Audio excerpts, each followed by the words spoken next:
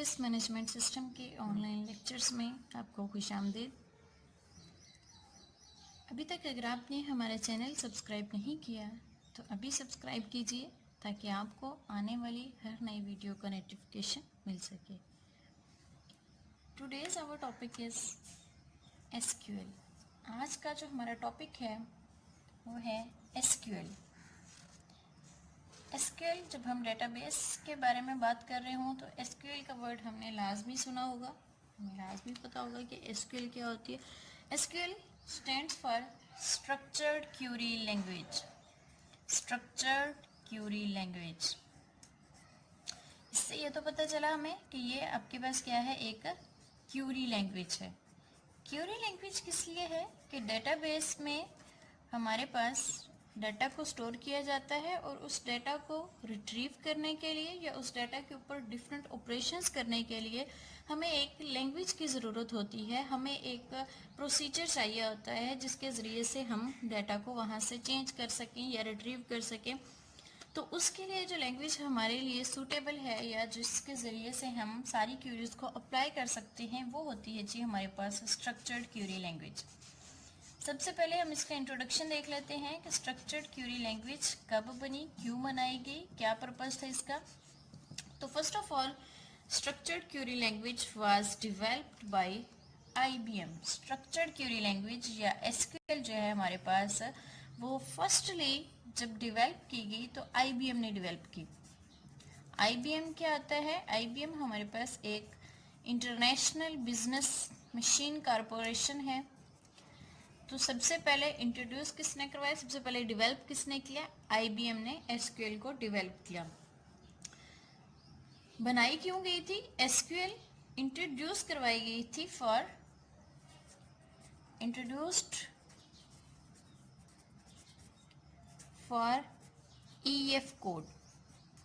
EF code, doctor EF code, जिसने relational database management system RDMS को introduce करवाया था सबसे पहले।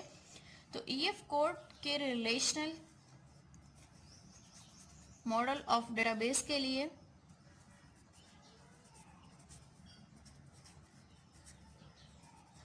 एसक्यूएल जो है वो फर्स्ट ऑफ ऑल इंट्रोड्यूस करवाएगी। एसक्यूएल को बाद में स्टैंडर्डाइज करार दिया गया। SQL became standard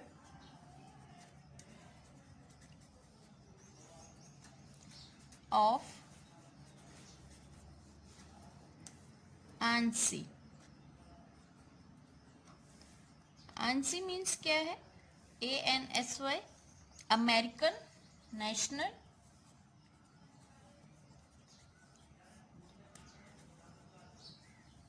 standard institute.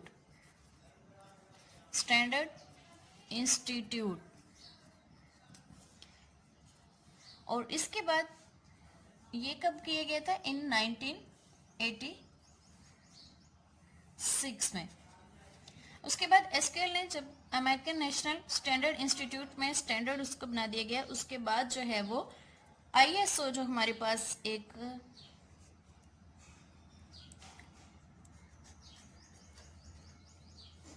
International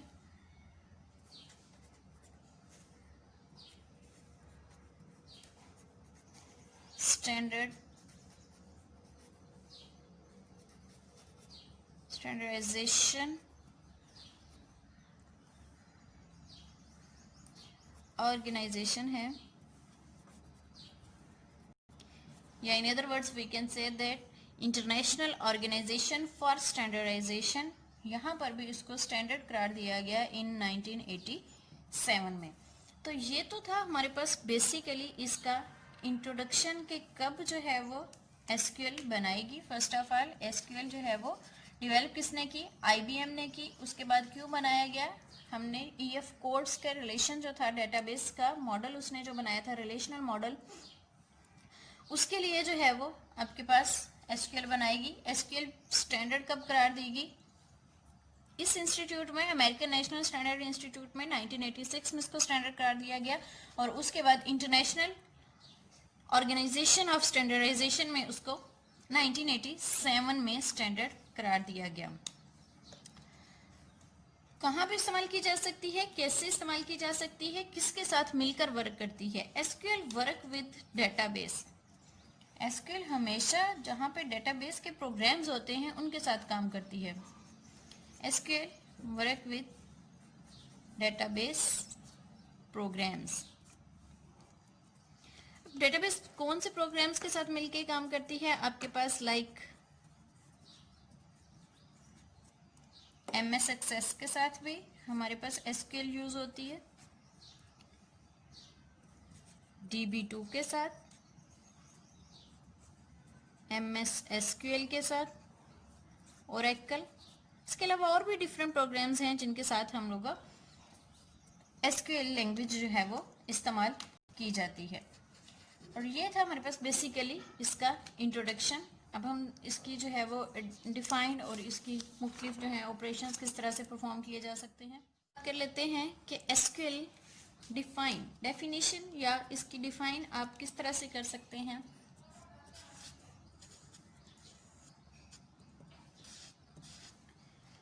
SQL basically हमारे पास क्या है, एक डेटाबेस क्यूरी लैंग्वेज है।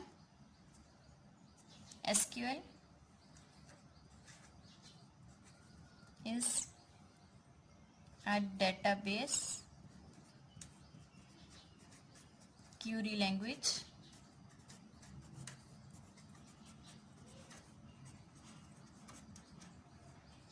used for storing and managing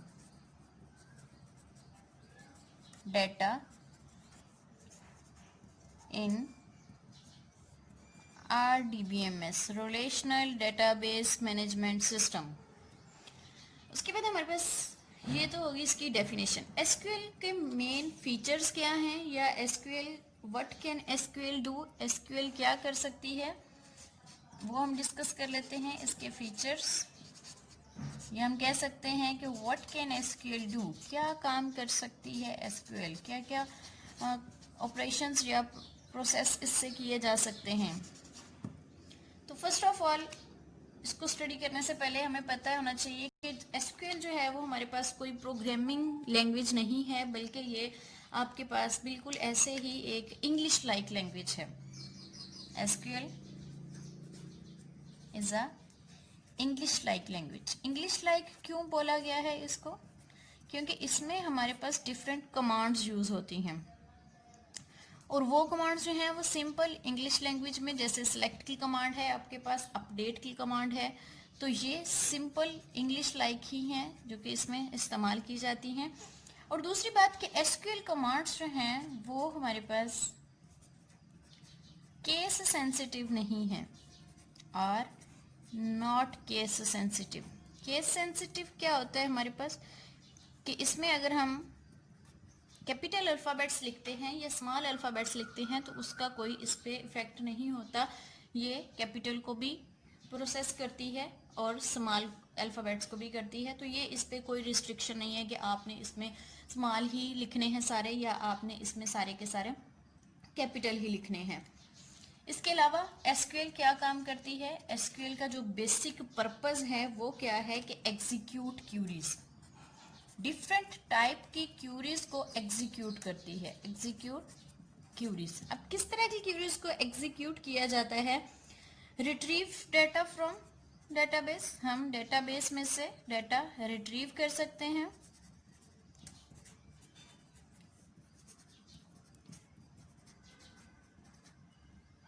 SQL insert कर सकती है data, insert.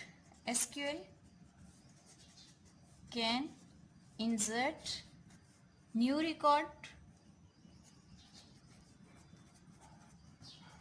in database। SQL can insert किया जा सकता है। SQL can अपडेट किया जा सकता है। SQL से हम लोग डाटा को डिलीट कर सकते हैं या मैनेज कर सकते हैं। ये हमारे पास डिफरेंट कैटेगरीज हैं कि एसक्यूएल से बेसिकली कौन कौन से काम किए जा सकते होते हैं, या एसक्यूएल जो है वो किन प्रोसीजर्स के अकॉर्डिंग काम कर रही होती है, या क्या तरीकाकार है जिसके ज़रिए एसक्यूएल में मुख्तलिफ काम किए जाते हैं। अपडेट किया जा सकता है, डिलीट किया जा सकता है, रिट्रीव किया जा सकता है, मैनेज कर रहे होते हैं हम, आल्टर्स कर रहे होते हैं। तो ये डिफरेंट इसके फीचर्स हैं। इसके अलावा और भी बहुत सारे फीचर्स हैं, लेकिन इन शॉर्ट मेनली जो आपके पास इसके फीचर्स हैं या किस काम के लिए एसक्यूएल को इस्तेमाल किया जाता है वो यही है हमारे पास के अपडेट है, इंसर्ट है, डिलीट है, आल्टर है। तो ये सारी कैटेगरीज जो हैं वो एसक्यूएल में परफॉर्म की जा सकती हैं। एसक्यूएल में हमारे पास इसकी कुछ लैंग्वेजेस इस्तेमाल की जाती हैं जिसके ज़रिए हम ये सारे अपडेशंस, डिलीशंस और ये सारे ड्रॉप, डिलीट, ये सारे काम कर रहे होते हैं। अब वो लैंग्वेजेस हमारे पास कौन सी हैं? बेसिकली हमारे पास दो लैंग्वेजेस हैं। एक को DDL का नाम दिया गया है और दूसरी हमारे पास होती है DML। DDL क्या है? हमारे पास डेटा डेफिनिशन लैंग्वेज,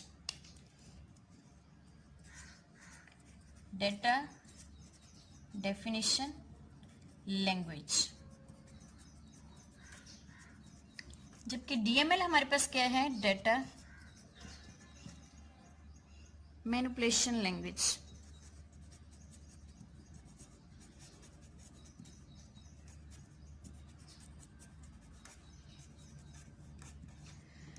इसमें क्या काम किए जाते हैं? इसमें क्या काम किए जाते हैं हम देख लेते हैं। सबसे पहले DDL में क्या काम किया जाता है? इसमें सिर्फ चेंजेस किए जाते हैं स्ट्रक्चर में।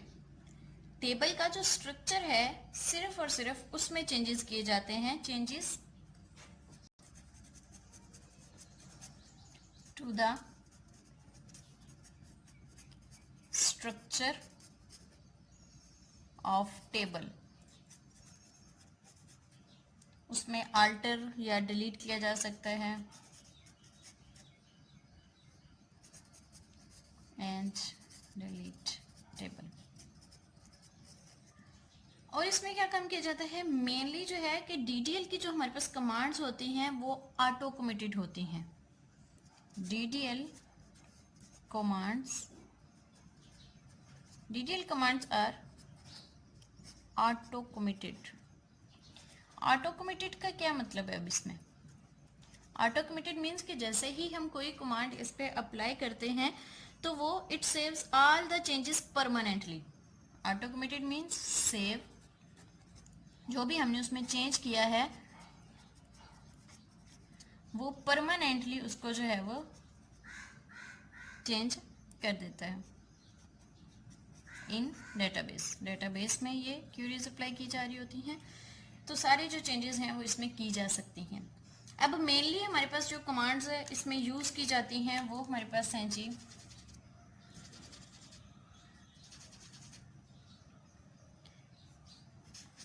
उन कमांड्स को हम डिस्कस कर लेते हैं कि ऐसी कौन सी कमांड्स हैं जो कि सिर्फ DDL में इस्तेमाल की जा सकती हैं और ऐसी कौन सी हैं जो हम सिर्फ और सिर्फ DML में इस्तेमाल कर सकते हैं। तो DDL में की जाने वाली कमांड्स हैं हमारे पास क्रिएट की कमांड है, क्रिएट, आल्टर, ट्रंकेट, ड्रॉप और रीनेम। बेसिकली ये कमांड्स जो हैं वो इस्तेमाल की जाती हैं DDL में। मतलब DDL का काम क्या है? सिर्फ ये आपके पास स्ट्रक्चर को जो है वो चेंज कर रहा होता है, स्ट्रक्चर को मैनेज कर रहा होता है। अब स्ट्रक्चर में हम क्या तब्दीलियां कर सकते हैं? हम उसमें क्रिएट कर सकते हैं नए टेबल को, क्रिएट न्यू टेबल। नए टेबल को क्रिएट करने के लिए ये कमांड इस्तेमाल की जाती है। आल्टरेशन, कोई भी तब्दीली करनी है हमने तो उसके लिए हम आल्टर की कमांड यूज़ करते हैं टेबल में, कुछ स्ट्रक्चर में तब्दीली करनी हो। और ट्रंकेट की किस लिए यूज़ की जाती है? डिलीट डाटा को डिलीट करने के लिए टेबल में से, फ्रॉम टेबल या रिलेशन। ड्रॉप क्या होता है? ड्रॉप का मतलब है कंप्लीटली टेबल को ड्रॉप कर देना। ट्रंकेट में हमारे पास सिर्फ और सिर्फ उसका डाटा टेबल में मौजूद जो है वो डिलीट हो रहा होता है, लेकिन ड्रॉप में ऑल ओवर कंप्लीट जो है वो टेबल को ख़त्म कर दिया जाता है, डिलीट कर दिया जाता है। रीनेम क्या होता है? टेबल का दोबारा हमने कोई नेम चेंज करना है, क्योंकि जब भी कोई रिलेशन बनाया जाता है तो फर्स्ट ऑफ ऑल उसका नेम लाजमी दिया जाता है, और डेटाबेस में मौजूद हमारे पास जितने भी टेबल्स होते हैं सबका नेम यूनिकली होना चाहिए, सबका नेम एक दूसरे से डिफरेंट होना चाहिए। तो इसके बाद हम डिस्कस कर लेते हैं, आपके पास डेटा मैनिपुलेशन लैंग्वेज है कि डेटा मैनिपुलेशन लैंग्वेज के में कौन कौन से काम किए जाते हैं। डेटा मैनिपुलेशन लैंग्वेज या DML कमांड्स जो हैं वो हमारे पास क्या काम करती हैं? Used for manipulating the data stored in table, used for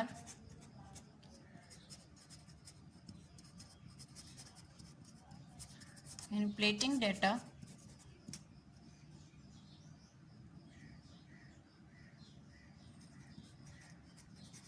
stored in relation कह सकते हैं, या आप इसको टेबल कह सकते हैं। अब यहाँ पर हमने डिस्कस किया था कि आपके पास जो DDL कमांड्स होती हैं वो ऑटो कमिटेड होती हैं, मतलब उनमें अगर कोई भी चेंज किया जा सकता है तो वो चेंज आपके पास परमानेंटली स्टोर हो जाता है। लेकिन जो DML कमांड्स हैं ये ऑटो कमिटेड नहीं होती। DML commands are not auto committed.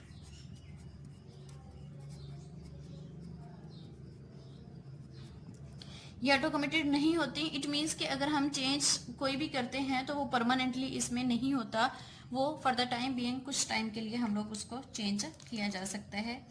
अब इसमें आपके पास कौन कौन सी कमांड्स आती हैं जो कि DML में स्पेसिफिकली इस्तेमाल होती हैं?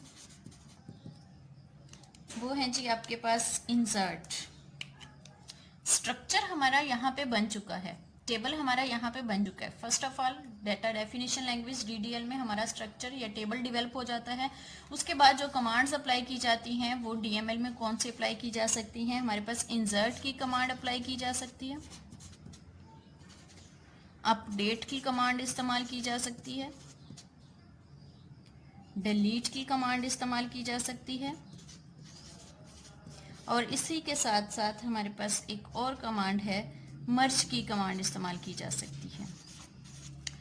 टेबल यहाँ पर बन चुका है, रिलेशन यहाँ पर हमारा बन गया है, हमने उसको यहाँ पर नेम भी दे दिया, हम उसको क्रिएट भी कर लिया, ड्रॉप भी करना चाहें तो कर सकते हैं, डिलीट। जब कंप्लीट हमें सेटिस्फेक्शन होगी कि हमारा रिलेशन ठीक है तो फिर हम उसमें क्या करते हैं? डाटा को इंसर्ट करते हैं। और डाटा को इंसर्ट करने के लिए जो क्यूरीज इस्तेमाल की जा सकती हैं वो हमारे पास होती हैं ये वाली क्यूरीज, इंसर्ट की है, डिलीट की है। अब insert a new row, for a insert a new row, हम किसी भी नई रो को जो है वो ऐड करना है टेबल में तो उसके लिए हम इंसर्ट की क्यूरी अप्लाई करेंगे। अपडेट करना है तो अपडेट एग्जिस्टिंग, आपके पास पहले से मौजूद किसी रो को आप चेंज कर सकते हैं, नेम चेंज कर सकते हैं। फॉर एग्जांपल किसी की क्लास FSC थी तो आप उसको अपडेट करके BSc कर सकते हैं। तो डिलीट आ रो किस लिए यूज होती है? किसी भी एक रो को डिलीट करने के लिए ये कमांड यूज की जाती है। और मर्ज क्या होती है? मर्ज मतलब दो रोज को, मर्ज टू रोज आर टेबल्स, दो टेबल्स को मर्ज करने के लिए, या दो टेबल्स का डाटा एक साथ करने के लिए, या दो रोज का डाटा जो मर्ज करने के लिए, वो हम मर्ज की कमांड को यूज करते हैं। तो ये तो था हमारे पास SQL का बेसिकली इंट्रोडक्शन। हमने देखा कि SQL फर्स्ट ऑफ ऑल बनी कैसे, कहाँ कहाँ पे किन किन इंस्टीट्यूट्स में, ऑर्गेनाइजेशंस में इसको स्टैंडर्ड करार दिया गया है।